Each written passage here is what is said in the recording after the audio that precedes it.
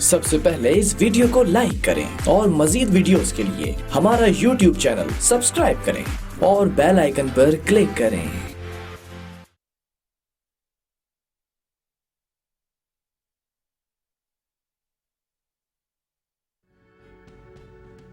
आप देख रहे हैं अवाम के उठाए गए सवालात, हालत हाजरा पर तबसरों, तज्जियों, खबरों पर मुहित प्रोग्राम न्यूज लाइन रिदा सैफी के साथ।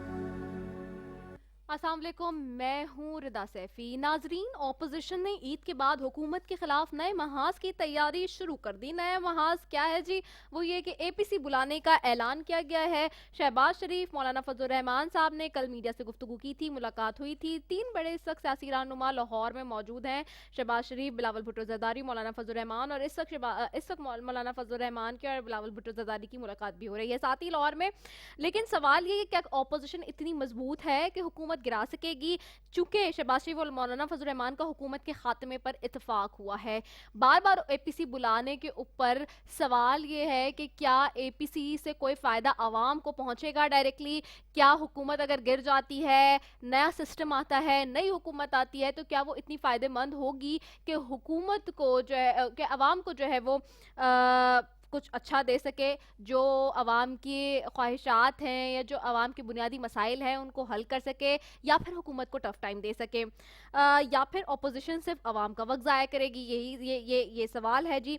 दूसरी जानब हमने देखा है कि वफाकी हुकूमत ने एक मरतबा फिर सिंध हुकूमत पर तनकीद की है आज, और वफाक ने जो सिंध हुकूमत पर तनकीद की है उसके बाद सवाल ये भी उठता है कि क्या ये तनकीद जायज़ है, क्योंकि बारिशों के बाद लाहौर का भी बहुत बुरा हाल हुआ है। कराची को जितनी कवरेज मिली मेन स्ट्रीम मीडिया पर, उतनी लाहौर को नहीं मिल सकी। आखिरकार इसके पीछे क्या माजरा है, इस पर भी आज बात करेंगे, क्योंकि लाहौर भी उसी तरह से डूब रहा था। और क्या इस वक्त की मौजूदा हुकूमत लाहौर में नाकाम हो चुकी है? दूसरी तरफ ये भी सवाल उठता है। शिबली फराज साहब आज तीर बरसा रहे थे जी, उन्होंने कहा कि ऐसा लगता है कराची में कोई हुकूमत नहीं, कराची के अवाम को सिंध हुकूमत के रहमो करम पर नहीं छोड़ेंगे।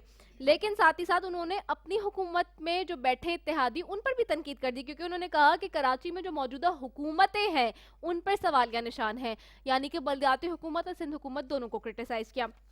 तीसरी तरफ जी, नैब के हवाले से एक मरतबा फिर वफाकी वजीर तालीम बोले थे आज शफकत महमूद साहब की हुकूमत ने चेयरमैन नैब के ओहदे की मुद्दत में तोसी की तजवीज़ नहीं दी है, और इस तक शाह महमूद कुरैशी साहब भी जो है वो नैब के हवाले से फ्लोर ऑफ द हाउस बात कर रहे हैं कि जी ऑपोजिशन ने जो मजवज़े में तजवीज़ दी है उसको नहीं मान सकते, चूंकि ग्रे लिस्ट से पाकिस्तान को निकालने की बात जहां पर आई है वहां हुकूमत ने बड़े जो है वो पैमाने स्तर किए हैं, अकॉर्डिंग टू शाह महमूद कुरैशी, जो आज वो फ्लोर ऑफ द हाउस अभी फरमा रहे हैं कुछ देर पहले। बहरहाल इन सारी पे बात करूंगी। मेरे मोअज़्ज़ज़ मेहमान मेरे साथ मौजूद हैं, स्टूडियो में मौजूद हैं। सबसे पहले बैठी हैं शमीम साहिबा हैं, आप फॉर्मर मिनिस्टर भी हैं, इस वक्त सिंध की पीपल्स पार्टी की MPM ही, आपको खुश आमदीद कहती हूँ। Thank you so very much Shamim Mumtaz साहिबा फॉर ज्वाइनिंग अस। उनके हमने बैठे नजीब हारून साहब हैं, आप MNA हैं पाकिस्तान तहरीक इंसाफ के और मरकजी रहनुमा हैं, आपको खुश आमदीद कहती हूँ। Thank you so very much Najeeb Haroon sahab for joining us. और हमें ज्वाइन करेंगे लाहौर से जी राना मशहूद साहब, टेलीफोन लाइन पर। आप मरकजी नून लीग के रहनुमा हैं और ज्वाइन कर चुके हैं, उनको भी खुश आमदीद कहती हूँ। Thank you so very much Rana Mashhood साहब फॉर ज्वाइनिंग अस। सबसे पहले तो मैं शमीम मुमताज़ साहब आपकी तरफ आऊँगी। ऑपोजिशन ने ईद के बाद हुकूमत के खिलाफ नए महाज की तैयारी कर ली है, खासतौर पे बिलावल साहब, शहबाज शरीफ साहब, मौलाना फजल रहमान कह रहे हैं हुकूमत के खात्मे पर ही फाइनली इतफाक हुआ है। तो क्या ये ऑपोजिशन इतनी मजबूत है इस दफ़ा के जो अब APC बुलाई जा रही है, उसमें इतनी पावर होगी कि हुकूमत वाकई गिरा सके?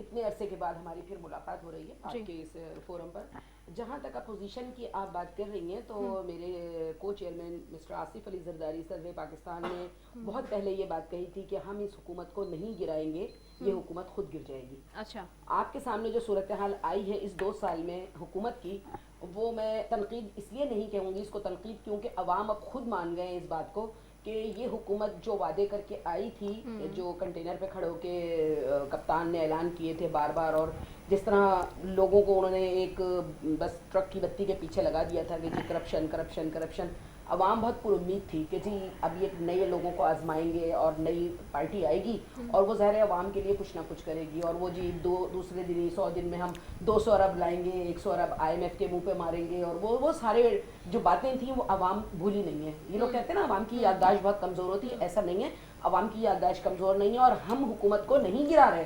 अच्छा। हम बार बार ये बात कहेंगे, अपने को चेयरमैन की बात को दोहराएंगे, लेकिन जहाँ तक एपीसी बुलाने की बात है, जहाँ तक अपोजिशन को एक फोरम पर लाने की बात है, वो यकीनन पाकिस्तान पीपल्स पार्टी, क्योंकि जाहिर है चारों सूबों की जमात है, हालात अप डाउन में होते हैं। आपको पता है जिस तरह के इंतखाबात हुए हैं, अगर ये इंजर्ड ना होते तो जाहिर है आज कुछ और रिजल्ट होता, ये वाला ना होता जो है सिलेक्टेड और इलेक्टेड की जो आप बहस सुनती हैं। मेरे चेयरमैन बार बार बिलावल भुट्टो जरदारी कहते हैं सिलेक्टेड, तो जाहिर है अगर ये सब ना होता 25 जुलाई को 2 साल पहले, तो मैं समझती हूँ पाकिस्तान के हालात मुख्तलिफ होते और हमें ये सब कुछ करने की जरूरत ना होती। एपीसी जो बुलाई जाती है वो ये होती है कि हम चाहते हैं कि सारे लोग एक फैसला करें। ये ना हो कि हम कहें जी पीपल्स पार्टी सिर्फ पीटीआई की दुश्मन है या अब एक पेज पर आ गए इन तीनों।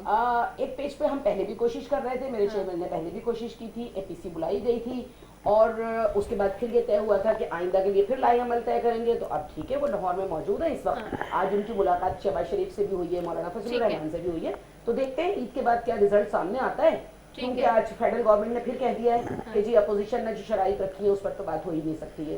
तो एक तरह से ये महाज खुल गया है बात करने के लिए। तो अब देखते हैं ईद के बाद क्या होता है। ठीक है, नजीब हारून साहब आपकी तरफ जाऊंगी। ऑपोजिशन इस वक्त मुतहर्रिक तो है, लेकिन नए खिलाफ के हुकूमत के खिलाफ नए महाज की तैयारी भी कह रही है, लेकिन माजी में भी जो एपीसी हुई उसका कोई एंड नहीं निकला, एक कॉन्क्रीट उसका रिजल्ट नहीं आया था। लगता है हुकूमत को कि वाकई हुकूमत गिराने की बात जो मौलाना फजलुर रहमान और शहबाज शरीफ साहब कह रहे हैं कि जो हुकूमत के खात्मे पर इत्तेफाक होगा, वाकई ऐसा हो सकता है? देखिए, हुकूमत और अपोजिशन का रिश्ता ही ऐसा है कि अपोजिशन को हर वक्त जैसे दो पहलवान हो तो और दोनों तगड़े हो, हुकूमत भी ताकतवर हो और अपोजिशन भी मजबूत हो, तो मुकाबले का मजा आएगा और उसका फायदा पाकिस्तान को पहुंचेगा। क्योंकि दोनों बेहतरीन अपनी सलाहियत का तो कमजोर अपोजिशन का होना वो भी पाकिस्तान के लिए नुकसानदेह है। किसी भी हुकूमत को ये नहीं करना चाहिए, क्योंकि जो आज की अपोजिशन होती है, पिछले टर्म में हम अपोजिशन थे, आज की हम हुकूमत हैं। तो और ये हुकूमत में थी पीपल्स पार्टी 2008 से 13 तक और नून लीग 13 से 18 तक। तो ये पाकिस्तानी की पार्टियां पाकिस्तान के अंदर ही हैं, लेकिन मकसद एक रहना चाहिए कि उसका जो फायदा वो पाकिस्तानी कौम को मिले। कोई ऊपर पहलवान हो नीचे हो, लेकिन आज जो हम देखते हैं तो इस वक्त ये कि यकीनन कुछ कोविड का भी फैक्टर हो यकीनन है, पूरी दुनिया में है, और मैं तो समझता हूं कि पाकिस्तान के ऊपर अल्लाह की खास मेहरबानी है। क्योंकि बिल्कुल हम तो यूं समझें कि पाकिस्तान माशी लिहाज से तो ऐसे ही था कि कोई ज़मीन पे बैठा हुआ हो या मूड़े पे बैठा हो और वहीं लुढ़क जाए तो कितनी चोट लगेगी। लेकिन जो पहली मंजिल से गिरा, जो 5वीं मंजिल से गिरा, जो 50वीं मंजिल से, दुनिया के ममालिक की मैं बात कर रहा हूँ, क्योंकि तरक्की याफ्ता ममालिक के तो वो ज़्यादा मुतासर हुए। और हमें मेरा ख्याल के अंदर अभी तो चूँकि हमें तमाम चीज़ों को पिक करना है, तो अपोजिशन को एपीसी भी करनी चाहिए, अपोजिशन को मुतालबात भी करने चाहिए। और हुकूमत को कोई मसला नहीं, हुकूमत को इस वजह से क्योंकि हुकूमत एक अभी तक जो अच्छी रिवायत पड़ी पिछली दफ़ा देखें, क्योंकि पीपल्स पार्टी की भी जब हुकूमत थी 5 साल, तो मुझे यही याद पड़ता है कि हर महीने क्या हर हफ्ते कि अब गई और जब गई और तब गई। और फिर ये नून लीग का भी जो मामला था और नवाज शरीफ और पनामा और धरना और सब तलवार, लेकिन पाकिस्तान के लिहाज से ये अच्छा रहा कि दोनों ने बहुत बड़ी बात कर गए हैं समझने वालों के लिए कि अब गई तब गई, यानी कि ये बातें होती रहती हैं लेकिन हुकूमत जाएगी अपने वक्त पे ही, यानी कि हुकूमत को चलना चाहिए ताकि वो बात सुने, ताकि उनके पास ये बहाना ना रहे किसी भी हुकूमत के लिए, किसी भी पार्टी के लिए कि जी बस हमें पूरा मौका मिलता। तो जी एक जब इंतखाबात होते हैं तो 5 साल के लिए, तो और पूरे जो मंसूबे की एप्लीकेशन है, इम्प्लीमेंटेशन है या रिफॉर्म्स का कोई एजेंडा हो, और उसमें खास तौर से जो पार्टी आती है इक़्तिदार में वो अपने लर्निंग कर्व से भी गुजरती है और वो जो पुराने जो कुछ चीज़ें होती हैं उसको भी समेटती है, और उसको जो ब्यूरोक्रेसी होती है, जो चीज़ें होती हैं, पीटीआई तो पहली दफ़ा आई, तो यकीनन पिछले 30 साल की जो ब्यूरोक्रेसी थी वो तो आदी थे ना कि कौन कौन कौन कौन बारी बारी उनको हुकूमत में नज़र आते थे। तो ये तो चेहरे जो हैं पुराने कुछ लोग यकीनन खान साहब के साथ शामिल हैं लेकिन खान साहब तो नया कुर्सी पे उन्होंने वजीर आजम ये वाला इस पार्टी का तो पहली दफ़ा देखा, तो मैं समझता हूँ कबूलियत भी बढ़ेगी, लेकिन हालात को बेहतर होना है। और पाकिस्तान तहरीक इंसाफ और इमरान खान साहब ने मईशत के ऊपर बेइंतहा तवज्जो देनी है, क्योंकि लोग इस वक्त जो है वो यही तवक्को कर रहे हैं कि माशी हालात बेहतर हो, रोजगार के मामला होने चाहिए। ठीक है, मैं राना मशहूद साहब की तरफ भी जाऊंगी। राना मशहूद साहब, आपको आवाज आ रही है मेरी? राना मशहूद साहब, मुझे बताएं कि शहबाज शरीफ साहब, मौलाना फजल रहमान तो इत्तेफाक कर गए हैं कि जो हुकूमत का खात्मा होना चाहिए, एपीसी बुलाने का इंतजाम भी दे दिया है, बल्कि बुलाने जा रहे हैं, नए महाज की तैयारी भी शुरू हो रही है हुकूमत के खिलाफ। लेकिन क्या ऑपोजिशन इतनी वाकई मजबूत हो चुकी है कि हुकूमत गिरा सकेगी? और ये बातें सिर्फ ऐसी ही हैं जैसे माजी में भी हम सुनते आए हैं कि जी हुकूमत अब जा रही है, तब जा रही है, कब जा रही है, लेकिन जो हालात और जो इंटरनल जराए बता रहे हैं सेनेट के इलेक्शन तक तो सब कुछ स्मूथली जाएगा अभी आगे। बिस्मिल्लाहिर्रहमानिर्रहीम। देखें, सबसे पहली बात तो ये है कि अभी मोहतरम नजीब हारून साहब जो बात कर रहे थे, अपोजिशन जो है ये हुकूमत, पहली हुकूमत ऐसी है, पीपल्स पार्टी की जब वफात में हुकूमत आई थी तो उसको भी क्लियर मेजॉरिटी हासिल थी। PMLN की हुकूमत आई थी, उसके पास भी सिंपल मेजॉरिटी थी। PTI की हुकूमत एक ऐसी हुकूमत थी जो जिसको जब सिलेक्टेड जो कहा गया उसकी एक वजह थी कि जिस तरह बिफोर इलेक्शन जो कुछ होता रहा, जिस तरह लोगों की वफादारियां तब्दील कराई गई, आफ्टर इलेक्शन जिस तरह लोगों को जबरदस्ती शामिल कराकर ये हुकूमत बनवाई गई, तो अपोजिशन ने इस बात पर तो एहतजाज किया कि 25 जुलाई 2018 का इलेक्शन जो है वो धांधली ज़दा था और शफाफ नहीं था। लेकिन एक फैसला ये भी किया गया कि जिस तरह PTI की हुकूमत 4 महीने में निकलकर सड़कों पर आ गई थी और एहतजाज शुरू कर दिए थे, सिविल नाफरमानी शुरू कर दी थी, उस तरह का काम नहीं करना, इनको टाइम देना है ताकि वो लोग, एक सेगमेंट ऑफ सोसाइटी ने तो वोट दिया था ना PTI को, जो इतने साल तक मीडिया पर प्रोपेगेंडा चलता रहा, जो झूठ लोगों के जहनों में डाला गया, तो उसका असर तो होना था। तो ये फिर एक फैसला था कि लोगों के सामने असलियत आ जाए, कल कला PTI की हुकूमत ये ना कह सके कि हमें टाइम नहीं दिया गया था। तो इसके बावजूद कि हमारी बेतहाशा रिजर्वेशन थी, इसके बावजूद कि अगर अपोजिशन चाहती तो पहले साल में ही जो बहुत थिन सी मेजॉरिटी थी इसको ऊपर काम करती, तो ये पहले दिन ही हो सकता था। लेकिन एक असूली फैसला किया गया कि कोई अनकॉन्स्टिट्यूशनल काम नहीं किया जाएगा, इनको वक्त दिया जाएगा ताकि लोगों के सामने इनकी कारकर्दगी आ जाए। और जमहूरी रवायात के मुताबिक, पार्लिमानी रवायात के मुताबिक 2 साल के अंदर एक हुकूमत का मंशूर, एक हुकूमत का विजन, एक हुकूमत का वे फॉरवर्ड नजर आना शुरू हो जाता होता है, जो बदकिस्मती से इनका नजर नहीं आया। इनके अंदर नजर क्या आया? इनके अंदर मिस गवर्नेंस नजर आई, इनके अंदर लैक ऑफ प्लानिंग नजर आई, इनके अंदर वो जो 200 दानिशवरों की टीम थी वो कहीं पे नजर नहीं आई। इनके जो 200 अरब डॉलर बाहर से आने थे वो क्या आने थे? भीख ही भीख आई, चंदा ही चंदा आया, जिसका पाकिस्तान को नुकसान आएगा आने वाले दिनों में। तो ये सारी चीजें देखते हुए अब जो मुलाकातें शुरू की गई हैं, जो पहले भी APC हुई थी, उस APC के अंदर बिल्कुल, इसलिए ये उस वक्त भी हमने कहा था कि हम किसी गैर जमहूरी अमल का हिस्सा नहीं बनेंगे, क्योंकि धरनों के, हम जब इमरान खान साहब के धरनों के मुखालिफ थे तो हमने मौलाना फजल रहमान साहब को कहा था कि धरनों की तरफ अभी जाने की हम समझते हैं कि लॉजिक नहीं बनती है। लेकिन इस वक्त जो हालात बन गए हैं, इस वक्त कोरोना तो आया 4-5 माह पहले, इससे पहले पाकिस्तान की इकोनॉमी का जो बेड़ा गर्क हो चुका है, जो इससे पहले अदारे तबाह हो चुके हुए हैं, इससे पहले जो है ओनरशिप कहीं पर नजर नहीं आ रही। तो अब हम लोगों ने ये फैसला किया है कि हम तमाम जमातें इकट्ठी होके अब इनको, इनका एक तरह से समझ लें हनीमून पीरियड ओवर हो रहा है, और तमाम जमातें बैठकर APC में फैसला करेंगी कि हमारा वे फॉरवर्ड क्या होना है।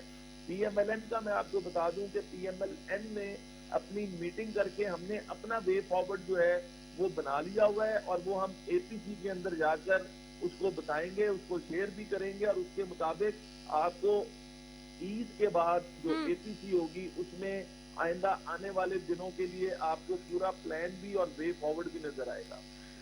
आपने मेरे सवाल का वैसे राना मशहूद साहब जवाब नहीं दिया। इसमें बीच में मैंने कहा कि ऐसा ये हुकूमत जो गिराने की जो खास तौर पे बात हो रही है हुकूमत के खात्मे पर जो इत्तेफाक की बात हो रही है, शहबाज शरीफ साहब जो कह रहे हैं, इस पे पर्टिकुलरली मुझे जवाब देना कि क्या लगता है कि हुकूमत गिर सकती है इस वक्त, क्योंकि इंटरनली जराए तो बता रहे हैं कि सेनेट के इलेक्शन तक तो सारी चीजें स्मूथली जानी है अभी।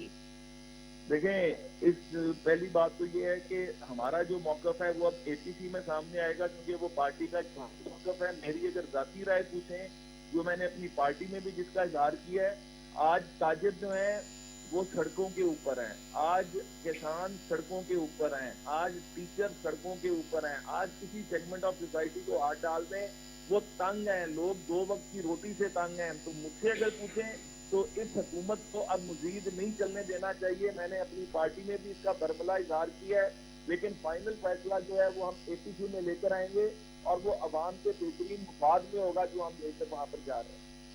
अच्छा ठीक है, मैं शमीम मुमताज़ साहिबा की तरफ आऊँ। मुझे बताइएगा जिस तरह से अभी राना मशहूद साहब भी कह रहे हैं कि फाइनली बात एपीसी में ईद के बाद होगी और हम पूरा लामिल तय करेंगे। ये बात तो हम जब माजी में एपीसी अभी हुई है कुछ दिन कबल, तब भी हम ये सुन रहे थे कि इस तरह की सारी बात होगी। जलसे जुलूस तो अभी आप लोग कर नहीं सकते, कोरोना है, सारी चीज़ें हैं, सामने आता है। फिर what would be the next step कि क्या होगा ऐसा जिससे कोई इतनी बड़ी कोई तब्दीली या चेंजेस आ जाएंगी या आवाम के लिए कोई ऐसा काम कर लिया जाएगा? देखिए रिदा, सबसे अहम बात तो ये कि जब पार्लिमानी निज़ाम होता है तो उसमें सबसे अहम जो है वो पार्लियामेंट होती है। हम पहले दिन से अपोजिशन पार्लियामेंट में बैठ के अपना रोल अदा करने की कोशिश कर रही है। पहले दिन से हम काम कर रहे थे। हमने ऑफ़र भी की, पाकिस्तान पीपल्स पार्टी ने ऑफ़र की कि भाई आप 2 कदम आगे बढ़ें, हम 10 कदम आगे आपके साथ बढ़ेंगे पीटीआई की गवर्नमेंट को। लेकिन उस वक्त क्या हुआ कि जी वो कप्तान साहब आते हैं, वो अपनी बात करते हैं और फिर उठ के चले जाते हैं वो। तो देखिए पार्लियामेंट असल चीज़ है कि जमहूरियत जो है वो पार्लियामेंट से है, अपोजिशन अपना रोल पार्लियामेंट में अदा करती है। लेकिन जब पार्लियामेंट में बात नहीं सुनी जाएगी तो ज़ाहिर है कोविड अल्लाह करेगा कि हमेशा तो नहीं रहेगा। अब असरात जो है वो कम होना शुरू हो गए। ईद के बाद फैसला करने का मकसद ही यही है कि कोविड की मजीद नई सूरत हाल सामने आ जाए, उसके हिसाब से फिर पॉलिसी बनेगी कि आया क्या हमें सड़कों पर निकलना है। देखिए इदारों को बचाना है तो उसके लिए स्ट्रगल तो करनी पड़ेगी।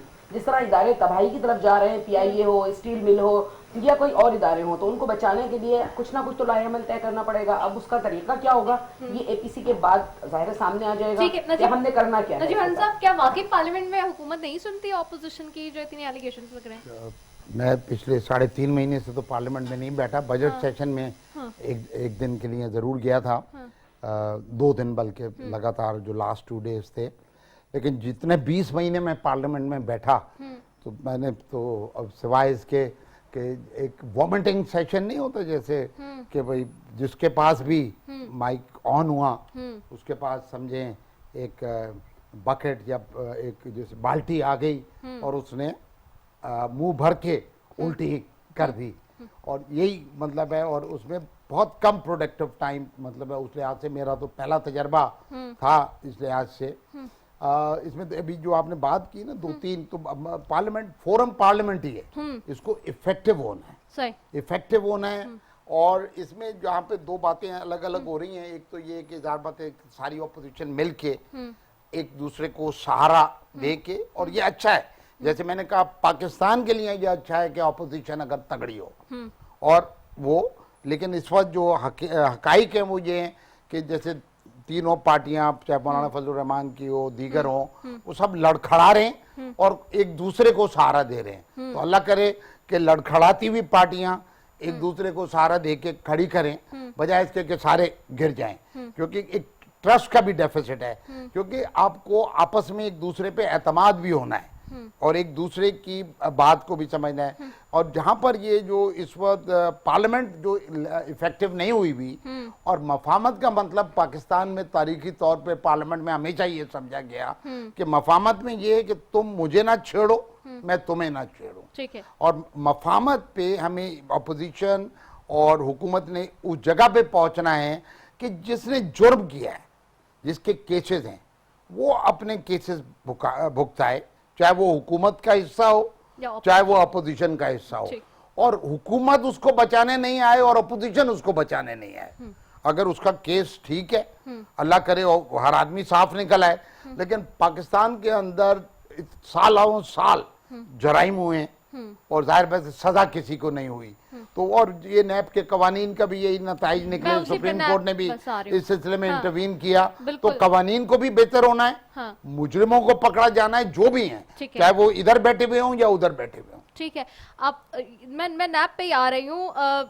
मैं राना मशहूद साहब मुझे बताएं, मैं थोड़ा नैब पे भी आ जाती हूँ कि अब ये हुकूमत आज एक और बात भी कह रही है कि ऑपोजिशन ने इस बात पे एलिगेशन लगाया है कि जी हुकूमत ने चेयरमैन नैब के ओहदे की मुद्दत में तौसी की तजवीज़ दी, जबकि हुकूमत ने नहीं दी। शफकत महमूद साहब आज ये फरमा रहे थे।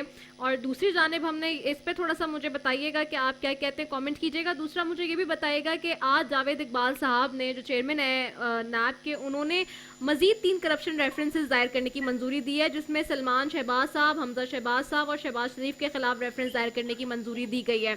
अब सवाल ये है कि ऑलरेडी नैब इस वक्त बहुत क्रिटिसाइज हो रहा है, और चाहे अदालत हो चाहे ऑपोजिशन हो, हर एक की तरफ से जो है वो क्रिटिसाइज का महवर बना हुआ है। जहाँ पे नैब में तरमीम लाने की बात हो रही है, वहाँ भी आप लोग का डेडलॉक एक दफ़ा फिर कायम हो गया है, आपका मतलब ऑपोजिशन का और हुकूमत का। आखिरकार फिर ये मामला और माजरा हल कैसे होगा? अदालत भी इंटरवीन कर रही है, आप लोग तो बार बार क्रिटिसाइज कर रहे हैं, तो फिर ये जाएगा किस तरफ मामला?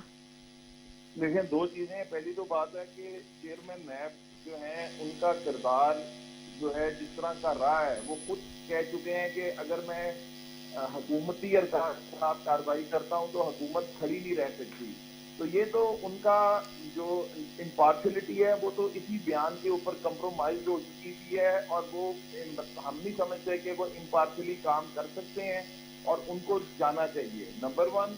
नंबर 2, जो बहुत क्लियर बात है कि तो उनका तो टाइम ही कम रह गया, मुद्दत ही उनके 2-3 महीने रह गए अब तो। हाँ, तो बस वो उनकी अगर कोई एक्सटेंशन या कोई ऐसी बात होगी तो हम बहुत क्लियर हैं इसके ऊपर के अपोजिशन इसकी भरपूर मुखालफत करेगी। अच्छा। और नया चेयरमैन आना चाहिए जो जो कानून और कायदा है।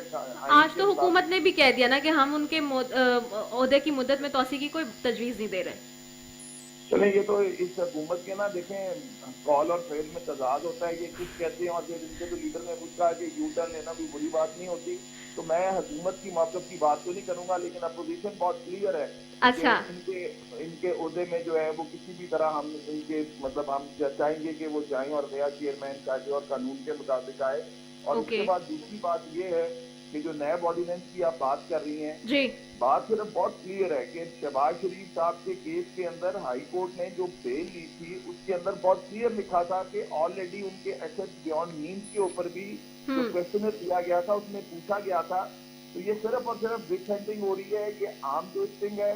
जो ख्वाजा साद रफीक साहब के केस में फैसला आया, जो फवाद हसन फवाद के केस में फैसला आया, जो हाफिज नुमान को बरी किया गया, जो मैं समझता हूँ शहबाज शरीफ साहब के केस में फैसला आया, अगर इन तमाम फैसलों को सामने रख लें तो ये एक चीज क्लियर हो जाती है कि नैब को सिर्फ इस्तेमाल किया जा रहा है अपोजिशन के खिलाफ, जबकि इतने बड़े बड़े मेगा करप्शन के स्कैंडल जो हैं वो अपोजिशन के नहीं, हुकूमत से निकल कर आए हैं, और वहां पर तवज्जो नहीं दी जा रही। और जितने भी केसेस अपोजिशन पर डाले थे वो सारे झूठे साबित हुए हैं। उनके ऊपर कोर्ट के अगर आप पढ़ें ऑब्जर्वेशन, तो मेरा ख्याल है कि इन केसेस को ना चलाने की कोई लॉजिक है ना इसके ऊपर। और अब आम भी बेस जो है वो समझ चुकी है कि ये हुकूमत सिर्फ अपने खिलाफ जो आवाज उठाता है उसको दबाने के लिए नैब नियाजी गठजोड़ सबके सामने आ चुका हुआ है।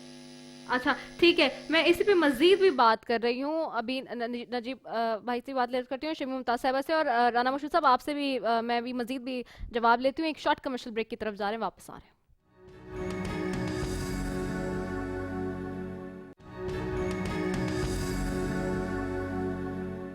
वेलकम बैक नाजरीन। और जिस तरीके से बात हो रही है नैब के हवाले से भी मैं जाऊंगी शमी मुमताज़ साहिबा की तरफ भी। नैब ने ख़ास तौर पे नैब के हवाले से ख़ास तौर पे आज हुकूमत ने कैटेगोरिकली ये भी कह दिया है कि जी जो मुजवज़ा जिस तरमीम की जो बात कर रही है ऑपोजिशन, उसके ऊपर जो है वो बहुत सारे क्वेश्चन रेज अप कर दिए, वो पॉसिबल भी नहीं है।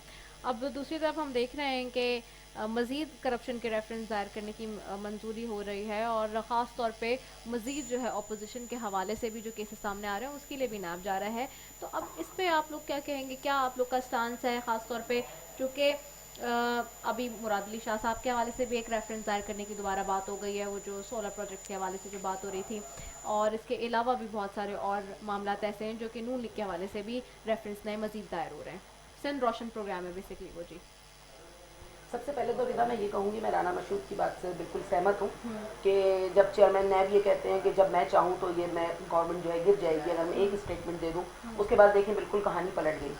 फिर एक वीडियो मंजर आम पर आ गई। उस वीडियो के बाद तो चेयरमैन साहब बिल्कुल ही जो है वो कंट्रोवर्शियल हो गए कि भाई इन पे तो बात ही नहीं की जा सकती, इन्हें तो उसी वक्त घर चले जाना चाहिए था जिस वक्त ये सब कुछ हुआ था। फिर ये कि हम ये सुनते थे जब कंटेनर पे खड़ों के बात होती थी और वो कप्तान पीटीआई के कहा करते थे कि जी किसी को एक्सटेंशन नहीं दूंगा और किसी को ये नहीं करूंगा। वो बिल्कुल सही बात है कि कहना कुछ और करना कुछ।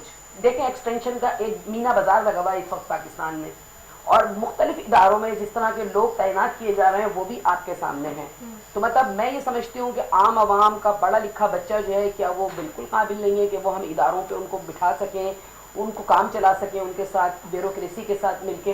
तो मैं ये कहूँगी कि मैं बिल्कुल चेयरमैन नैब को जो है वो इस तरह नहीं समझते हम कि उन पर भरोसा किया जाए। अब उनको अब घर चले जाना चाहिए, ये बहस से हटके कि क्योंकि ये गवर्नमेंट हमें बार बार ये कहती है कि जी हम नहीं लाए थे चेयरमैन नैब को, तो आप ही लोग लाए थे। तो जाहिर है एक अगर कॉन्स्टिट्यूशन में लिखा हुआ है कि जी हुकूमत और अपोजिशन के लीडर मिलके किसी को तैनात करेंगे, तो जाहिर है उस वक्त तैनात किया गया था और हम ही लाए थे। तो ये नहीं कह रहे कि पीटीआई की गवर्नमेंट लाई थी। केसेस की जहां तक बात है, देखिए केसेस के ऊपर बिल्कुल हम बात करेंगे। आप हम पे केस बहुत पहले से भी बनाते रहे हैं। आसिफ अली जरदारी साहब ने जेल भी भुगती है और उसके बाद वो बरी होकर वापस भी आए हैं, कोई साबित नहीं हो सका। इसी तरह मैडम फरियाल को देख लें कि उठाया गया चांद रात को और वो अब तक केस भुगत रही नहीं। शर्जील को देख लें, खुर्शीद शाह साहब अब तक अंदर हैं, कितने 100 दिन से भी ज्यादा हो गए उनको। लेकिन उसके साथ साथ फिर मैं बात करूंगी यहाँ पर तो बहुत ज्यादा दिन हो गए। तो मैं ये कहूंगी कि अब बीआरटी की बात भी कर लें, फिर हम फॉरेन फंडिंग केस की बात भी करें यहाँ पर, फिर हम वो जो अरबों दरख्त लगने थे उसकी भी बात करें। फिर हम अगर आप इतने क्लियर हैं, बाकी मामला तो अभी बाद में शुगर और वो गंदुम और वो सब बीज वो तो सब बात की बातें हैं। इस वक्त मैं बात करूंगी फॉरेन फंडिंग की कि अगर आप इतने क्लियर हैं तो आपने स्टे ऑर्डर क्यों लिया हुआ है? आए ना, फिर मतलब आप बात करते हैं कि हम बहुत क्लियर हैं, हमारे यहाँ इंसाफ भी है, हम बहुत प्योर हैं, शफाफ हैं, हम तो कुछ नहीं कह रहे ना। ये तो एक केस आया, तो अगर आप कहते हैं कि जी अगर अपोजिशन के खिलाफ केस बन सकते हैं, चाहे वो नून की हो, पीपल्स पार्टी हो या कोई भी हो, XYZ। फिर एक बात और ये कही जाती है रिदा, जिसके लिए मैं बड़ी नजीब भाई का बहुत एहतराम करती हूँ मैं, और मैं इनके सामने ज्यादा बात भी नहीं करना चाह रही हूँ, मेरे उस्तादों में से है, मैंने सियासत भी सीखी है। तो मैं ये कहूंगी कि जब हम अलीमा खान का जिक्र करते हैं तो हमें ये कहा जाता है वो ऑफिस होल्डर नहीं है। तो क्या जो मीर शकील रहमान आपने इतने दिन से बंद किए हैं, क्या वो ऑफिस होल्डर है? या वो जो मजीद करीम के लिए जो आप बात करते हैं, क्या वो ऑफिस होल्डर है? तो अगर करप्शन है तो फिर करप्शन है, चाहे वो ऑफिस होल्डर हो या वो पॉलिटिकल बंदा हो, चाहे वो सफेद कॉलर कोई भी हो, कोई भी इदारा, मेरा मौजूद इदारा, वहां पर भी अगर कोई है तो फिर इंसाफ सबके लिए फिर इंसाफ होना चाहिए। सिर्फ ये ना हो कि चेयरमैन नैब जो है वो बस एक कलम से लिख दें कि जी बस जरदारी साहब मुजरिम है या सलमान शहबाज मुजरिम है या ये मुजरिम है, पहले आप साबित करें। देखिए अलीम खान जो है पीटीआई के, उन्होंने ये बात कही थी कि मैं नैब पे भरोसा नहीं कर रहा, और मैं नहीं कहता कि 90 दिन वाला टाइम जो है उनको मिलना चाहिए। पगड़ियां पहले उछालते हैं, बाद में कहते हैं कि जी केस साबित नहीं हुआ।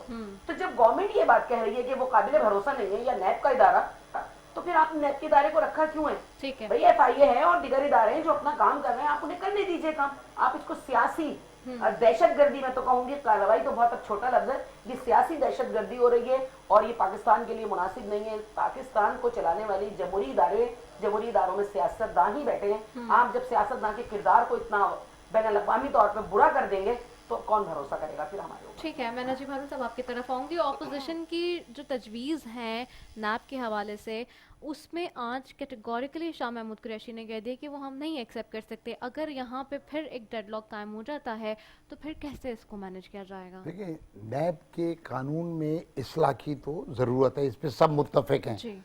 अच्छा, काश पीपल्स पार्टी ये अपने 5 साल में कर लेती, काश नून लीग ये काम अपने 5 साल में कर लेती। और इस वक्त ज़ाहिर बात है कि जब सबको इसका ज़्यादा एहसास हुआ है, तकलीफ पहुंची है, उस कानून के अंदर जो सुकम है उसको निकालना है, उसको इफेक्टिव बनाना है। क्योंकि ये जो इदारे होते हैं ये बड़े बड़े मगरमच्छों को पकड़ने के लिए इनके पास ऐसे दांत चाहिए होते हैं जो माफियाज के ऊपर हाथ डाल सकें। बाकी ये जो छोटे मोटे इंस्पेक्टर पुलिस ये वो ना, तो वो उनके तो जरूरत ही नहीं होती। हमारा जिस तरह से एक सिस्टम डेवलप हुआ है, तो इस लिहाज से जब दूसरी जो तकलीफ ज़्यादा यकीनन है कि जिसके पास इक़्तिदार रहा होगा, जिसने कौमी ख़जाना के वसाइल को इस्तेमाल किया होगा, या उनका ही एहतसाब होगा ना। क्योंकि ये बात क्या हो रही है, मैं अपने पैसे से अपनी क्या खर्च करता हूँ, कहाँ ट्रैवल करता हूँ, कौन सी गाड़ी खरीदता हूँ, अगर वो मेरा टैक्स पेमेंट के बाद अगर हलाल पैसे जायज़ पैसे हैं तो उस पर तो नैब आके उस तरह सवाल नहीं कर सकती। ठीक है, तो जो लोग हुकूमत में रहे हैं, वजारत में रहे हैं, इख्तियार में रहे हैं, और उनका हाथ खजाने के अंदर किसी तरह से बराह रास्त बिलवास्ता रहा है, लेकिन अगर नैब गलत कर रही है और वो लोगों के साथ बदसलूकी कर रही है और पगड़ियां उछाल रही है, तो वो जो कानून, क्योंकि पगड़ियां तो सबकी है ना, मतलब पीटीआई वाले भी पगड़ियां पहने हुए और कल को उनसे भी फुटबॉल खेली जाएगी। ठीक है ना। सो हमको ये समझ के, जैसे आप ये रियलाइज कर रहे हैं इस बात को, करना चाहिए, क्योंकि वजह उसकी ये देखें, इसको यूं समझें कि अगर पाकिस्तान के अंदर इतने साल, ये 1988 से लगा लें 32 साल हो गए ना, अगर हम एक अच्छा अस्पताल बना लेते तो शायद नवाज शरीफ साहब, जरदारी साहब, इमरान खान साहब, नजीब हारून और सारे लोग जो है ना, और फिर जब हम एक दो बड़े अच्छे बनाते तो उससे कम अच्छे होते, आम आदमी तक भी सेहत की सहूलियत पहुंचती। तो हमको बहुत कुछ करना है, बहुत कुछ सही करना है, और ये पंजा आजमाई चलेगी। लेकिन मैं समझता हूँ कि इमरान खान साहब पे इस वक्त ज़्यादा जिम्मेदारी है, क्योंकि जिसको अल्लाह इख्तियार देता है उसको ज़रा सा ज़्यादा तमाम ऊपर से चीज़ों को देख के दुरुस्त करना है, दुरुस्तगी करनी है। लेकिन ऑपोजिशन भी ये छोटी मोटी जोर आजमाई के बाद मेरा ख्याल में they will come to terms कि भाई ये जो है ना, ऐसे छोटे मोटे धक्के से।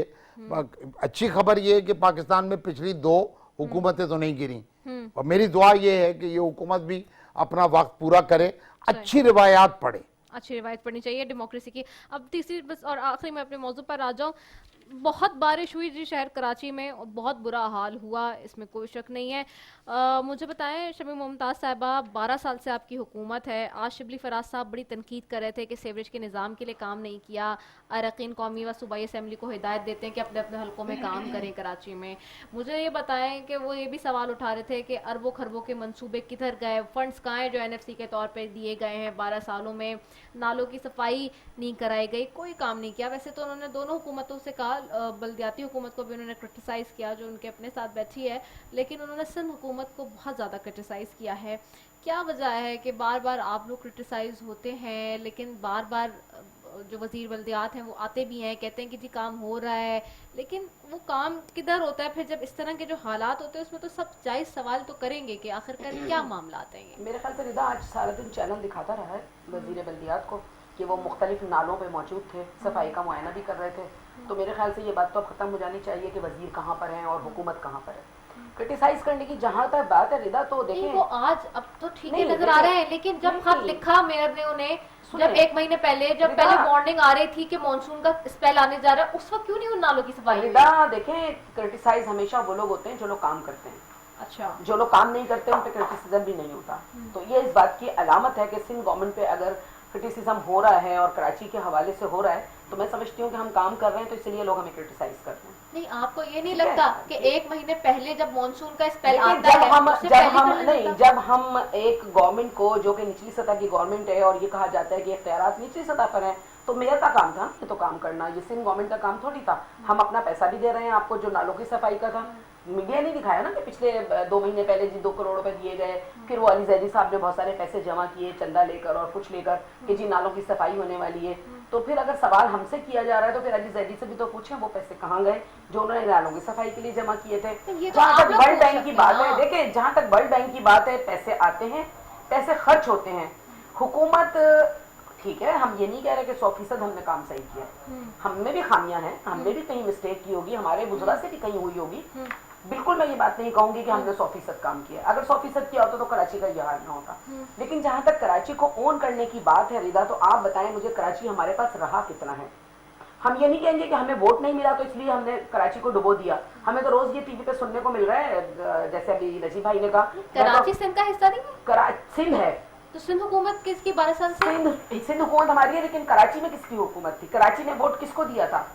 कौन मेयर रहा कराची का? नहीं, कराची किसके पास रहा? लेकिन 140A के तहत इख्तियारात के लिए तो गए हुए ना वो सुप्रीम कोर्ट में कि वो इख्तियारात आप नहीं उनको एम्पावर कर रहे हैं। वो तो पिछले 5 साल से कह रहे हैं, तो फिर और घर चले PFC जाते भी ना। आपने नहीं कराया तो ना। भाई आप घर चले जाते ना, अगर आपको इख्तियारात नहीं आप मिले जैसे थे। NFC के लिए तकलीफ उठाते हैं वैसे PFC भी तो बिल्कुल, अगर हमें 2007 से। अगर हमें NFC पूरा मिले तो हम PFC की तरफ भी जाएंगे। अभी वजीर आला साहब ने ये बात कही है, हमें PFC पे कोई एतराज नहीं है। PFC बननी चाहिए, बन जानी चाहिए थी। मैं ये भी नहीं कहूंगी कि क्यों नहीं बनी, बन जानी चाहिए थी। लेकिन जब हमें NFC नहीं मिल रहा, आप बताएं, हमें अरबों जितना रुपए मिला उसमें से तो कर सकते हमें हैं। अरबों रुपए जो है तो हम दे रहे हैं ना। 2 लाख रुपए महीना हर यूनियन काउंसिल को मिल रहा था। नाले की सफाई के लिए अलग पैसे मिले उनको, करोड़ों के हिसाब से पैसे दिए गए मेयर साहब को। अच्छा, चले। ठीक है ना, मेयर साहब कहाँ खुद गायब है? वो कहते हैं इख्तियार नहीं है, जो काम करना चाहते हैं वो तो करते हैं ना। वो उन्हीं के पार्टी के जो बंदे थे, अब नहीं है उनकी पार्टी में, जो कि वो रहे अपना मेयर रहे कराची के, और सारी दुनिया ने उनको 2 नंबर मेयर करार दिया था नंबर के हिसाब से। जब वो खुद कहते हैं कि मौजूदा मेयर जिम्मेदार है इस बात का, जब उनको बनाया गया था वहां पर अपना प्रोजेक्ट डायरेक्टर, तो उन्होंने कहा था मैं 3 महीने में कराची साफ कर दूंगा, तो क्यों उनको वापस लिया गया? नजीब हारून साहब ये बताएंगे, लेट्स क्लीन कराची टुगेदर का एक नारा लगाया था। अब वो गाड़ी मैं फिर बोलूंगी तो फिर लोग बोलेंगे कि वो किसकी गाड़ी थी, जिसमें अली जैदी भी बैठे हुए थे, नासिर शाह साहब भी बैठे हुए थे, वसीम अख्तर भी बैठे हुए थे। आज इतनी दूरियां तो दूरियां हो गई कि एक दूसरे पे कीचड़ उछालने की, कोर्ट जाने की और पता नहीं क्या क्या बातें हो रही हैं, और ट्विटर पे लफाजी की जंग हो रही है। तो ये तीनों ने एक साथ जब मिलकर नारा लगा दिया, जब तीनों एक साथ बैठ गए थे, फिर ये झगड़ा क्यों हो गया?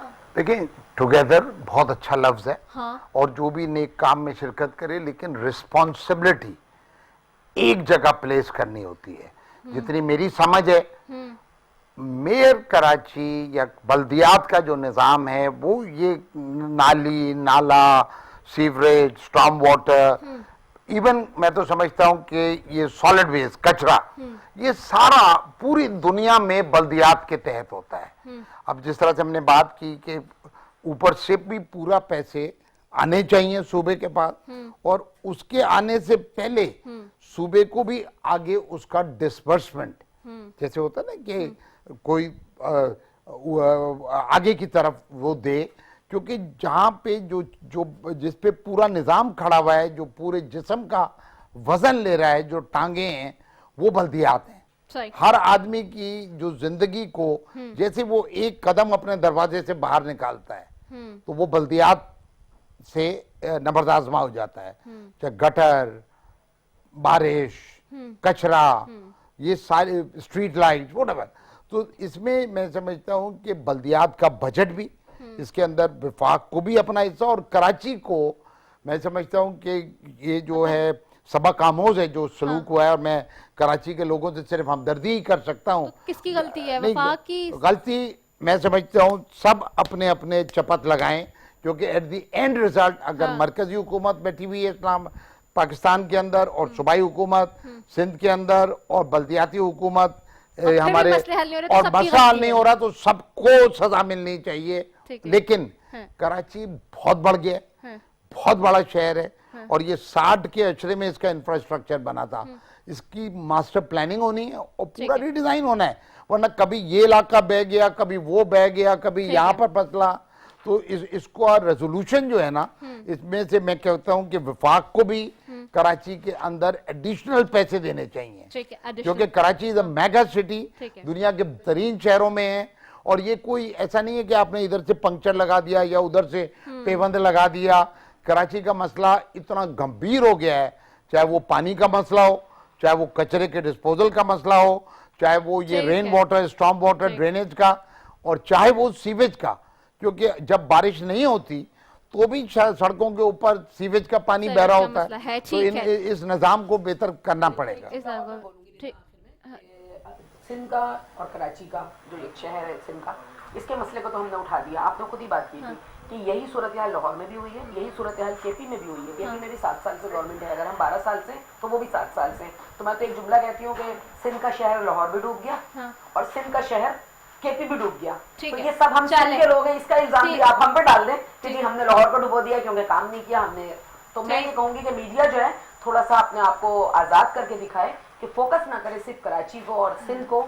मैं कहती हूँ कि इसको पूरे पाकिस्तान को फोकस करना है, कहाँ मसाइल है। नहीं, इसीलिए लाहौर की बात मैंने आगाज में भी की थी और लाहौर का मैंने सवाल भी रखा था। बहरहाल बहुत शुक्रिया शमीम मुमताज साहब आपका, नजीब हारून साहब आपका, आप दोनों मौजूद मेहमानों का शुक्रिया जी। इसी के साथ अपनी मेज़बान रिदा सैफी को दीजिए इजाज़त। पाकिस्तान जिंदाबाद।